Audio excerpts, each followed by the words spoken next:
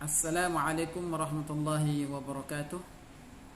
Alhamdulillahi rabbil alamin, wassalatu wassalamu ala rasulihil amin wa ala alihi wa ashabihi ajma'in. Amma ba'd.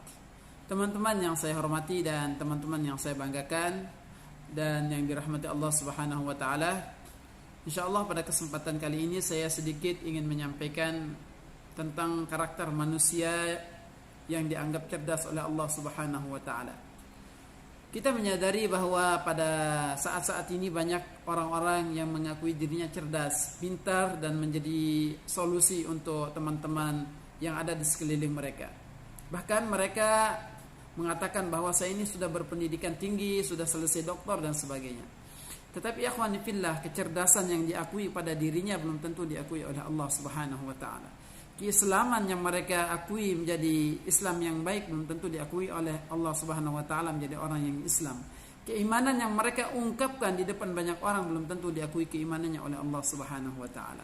Oleh karenanya saya sedikit ingin menyampaikan seperti apa sih karakter mereka yang diakui menjadi orang-orang yang cerdas oleh Allah Subhanahu wa taala dan oleh Rasul sallallahu alaihi wasallam.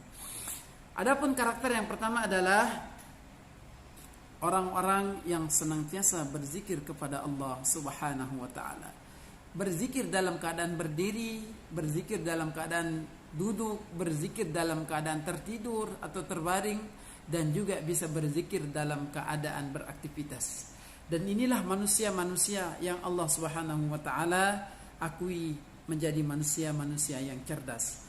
Kemudian ikhwani fillah, ada beberapa hal atau beberapa keadaan atau tempat yang saat itu kita tidak dibolehkan untuk menyebut dan berzikir kepada Allah Subhanahu wa taala. Contohnya misalnya di kamar mandi. Kita tidak dibolehkan menyebut kebesaran Allah atau tidak boleh berzikir di dalamnya. Baik itu membaca Al-Qur'an atau ucapan subhanallah walhamdulillah wala ilaha illallah dan zikir-zikir yang lain. Tetapi di saat kita di kamar mandi bisa dihitung berzikir kepada Allah Subhanahu wa taala jikalau kita membaca sebuah doa yang diajarkan oleh Nabi Muhammad sallallahu alaihi wasallam. Di saat Anda mau masuk dalam kamar mandi, maka bacalah doa ini. Maka Anda akan dihitung berzikir oleh Allah Subhanahu wa taala. Apakah doanya? Yaitu Allahumma inni a'udzubika minal khubuthi wal khaba'is. Adapun sifat yang kedua, orang-orang yang diakui kecerdasannya oleh Allah Subhanahu wa taala adalah wa yatafakkaruna fi khalqis samawati wal ardh. Orang-orang yang senantiasa tafakur atau senantiasa memikirkan atau tadabbur, senantiasa kebesaran-kebesaran Allah itu selalu dalam jiwa mereka.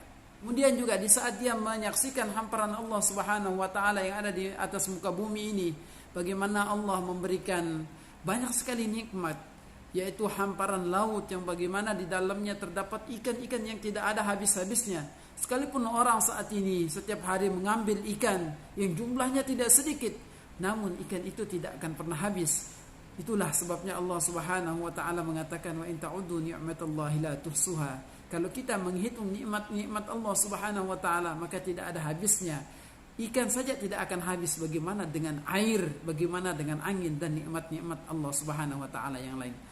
Oleh karenanya, kalau kita ingin diakui kecerdasannya oleh Allah Subhanahu wa taala, mari kita senantiasa membasahi lidah kita dengan zikir kepada Allah Subhanahu wa taala.